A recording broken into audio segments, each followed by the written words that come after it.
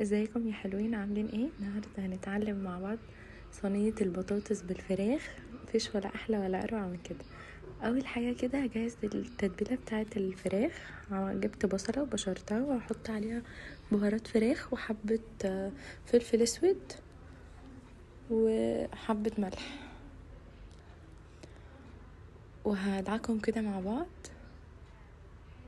انا مش بضيف اي حاجه تاني للفراخ، هو بس البصل وشوية بهارات فراخ ورشة فلفل اسود ورشة ملح. كده الفراخ اهي انا غسلتها ونقعتها. كنت نقعها في ليمون زي ما عودتكم، انا بغسل الفراخ بالليمون.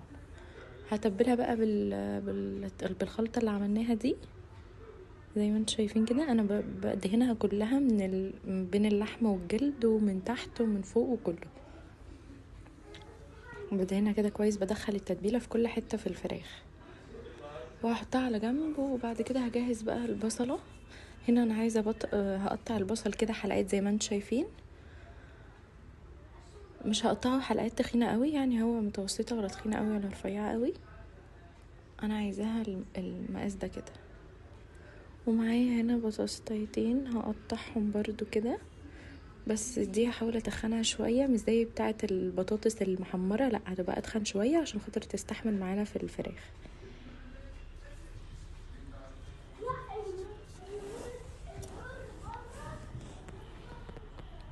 وبعد كده هقطع الطماطم، هضربها في الخلاط وهضرب معاها قرن فلفل. وهنا في حته متصورتش، انا حطيت عليها رشه بابريكا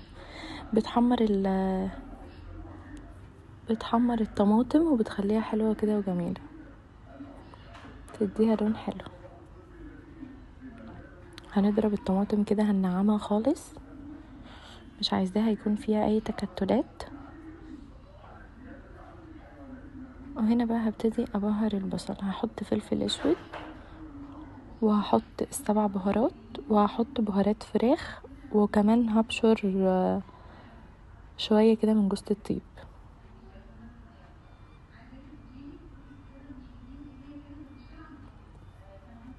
هنا بهارات الفراخ هحط برضو تقريبا ربع معلقه كده من كل حاجه.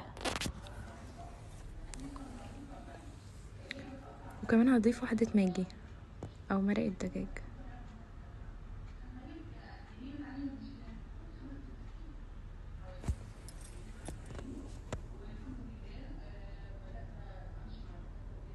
هضيف واحده كده من مرقه الدجاج،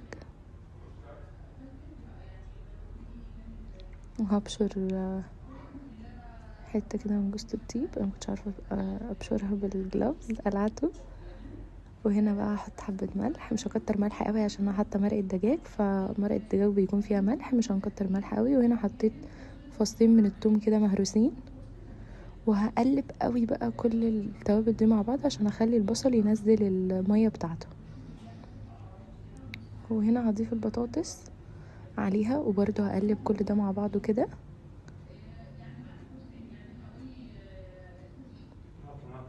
الحركه دي بتخلي البطاطس برده حلوه جدا، بتشرب من التتبيله دي كلها. بعدين هضيف الفراخ عليهم. انا بحط الفراخ نيه وبتستوي يا جماعه وبتبقى جميله جدا. بتطلع جميله قوي. وكمان الفراخ بتنزل بقى الصوص بتاعها على البطاطس، بصينيه البطاطس بتبقى حلوه جدا جدا.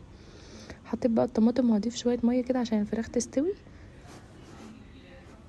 هنا انا بحطها الاول على البوتاجاز من فوق، اديها غلوتين 3 كده تكون الفراخ دخلت في السوا، وبعد كده بدخلها الفرن. هنا هعمل معاكم الرز. انا حطيت معلقتين من الزبده عليهم معلقتين من الزيت، وهحط الشعريه هحمرها كده شويه، وهضيف عليهم الرز وهقلبهم. انا بحب كده اقعد اقلب في الرز شويه عشان خاطر يشرب من الزيت والسمنه كده، بيبقى مفلفل وجميل. وحطيت ملح وحطيت فلفل اسود. انا مش بحط اي حاجه تانية على الرز، هو ملح وفلفل اسود بس. وبعد كده هحط الميه وهسيبه بقى يتشرب خالص. واول ما بيتشرب بوطي عليه النار وبحطه على العين الهاديه خالص، على اصغر عين يعني في البوتاجاز. وبس كده. بص تطلع معايا جميله كده وحلوه. انا دخلتها هنا الفرن بعد ما بدي بقى، هسيبها شويه على البوتاجاز من فوق، بدخلها الفرن عشان تاخد اللون الحلو ده، وبتبقى حلوه جدا جدا. اتمنى تجربوها وتقولوا لي رايكم. جميله جدا. هنا الرز بقى، بص البطاطس كانت مش مستحمله خالص، تبقى طعمها جميل جدا جدا جدا.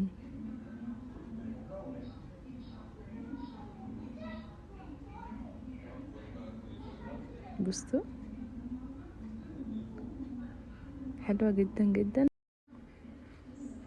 هنا بقى اللحظه اللي بستناها، خلصت كل حاجه وغسلت المواعين وولعت بخار في المطبخ وبس كده. باي باي يا حلوين.